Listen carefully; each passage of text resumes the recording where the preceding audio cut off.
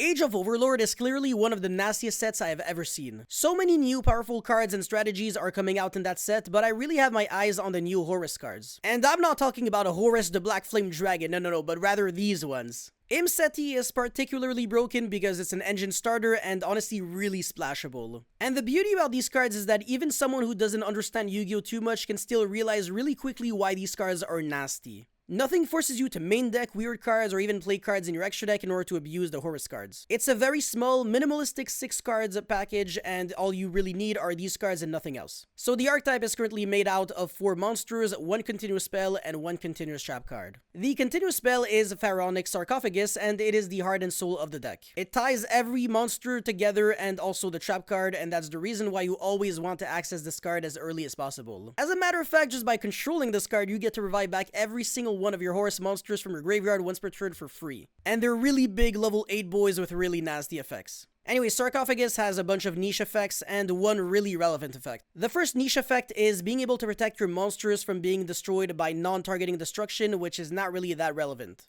The second one is whenever your Horus monster battles an opponent's monster, you get to send that monster to the graveyard. Not too bad because you get to clear monsters that cannot be destroyed by battle or by card effects and also cannot be targeted, but at the same time, it's not going to come up that often. The real effect is the Foolishing effect, and that one is absolutely insane. Up to a whopping 4 times per turn, you get to send 1 card from your hand to the graveyard to foolish 1 Horus monster from the deck to the grave. So if you got 4 cards to discard, you get to send all of the Horus monsters from the deck to the graveyard. And then you get to revive back all of them in one shot. Bruh. This already gives you 12,700 damage on board and only 4 summons, so Nibiru is useless, and honestly other hand traps are also useless. The card is not once per turn, so Ash is not going to be enough, Jewel is not going to be doing anything because you're sending cards from the deck to the graveyard, and honestly only Ogre is really good. But again, these Sarcophagus represents absolutely everything to you, so you have to do everything in your power to always have access to it. So you really want to max out on Imseti because it gets you access to Pharaonic Sarcophagus, and you can even search Imseti with Small World. Oh, and you also get a draw in the process, which is really cool. The Horus monster's main functionality would just be summoning themselves back from the graveyard to establish board presence, but even on their own, they're still really intimidating. They all have a really cool effect that comes up whenever your opponent makes one of your cards leave the field by a card effect. So whenever that happens, Imseti gets to send a card from the field to the graveyard.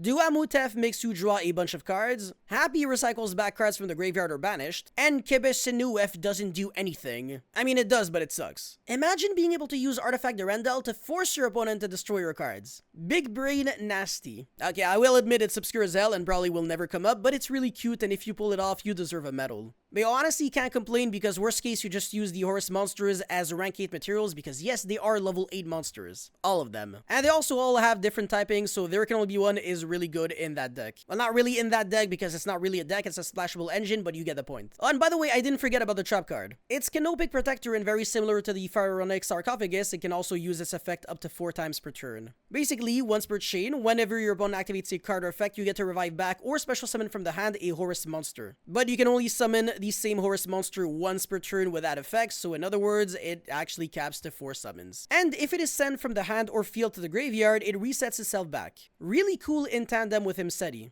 or the Sarcophagus continuous spell. I can definitely imagine milling decks abusing this engine because all the cards are really good to mill. And if you can revive back 3 Horus monsters, you can already make Coach King Giant Trainer and draw 3 cards. And of course, you'll immediately have a follow-up for next turn because the Horus monsters will be going back to the graveyard, and then you can revive back all of them. This engine screams potential, and honestly is already really good for a first wave of support. More consistency and more combo enablers can only make these cards better, and that's exactly why I have all the reasons to believe in them. Anyways, that's all I had for this video, guys. Thank you so much for watching. Don't forget to like and subscribe, and let me know your thoughts about the new Horus monsters in the comment section below, and I'll see you guys very soon. Peace.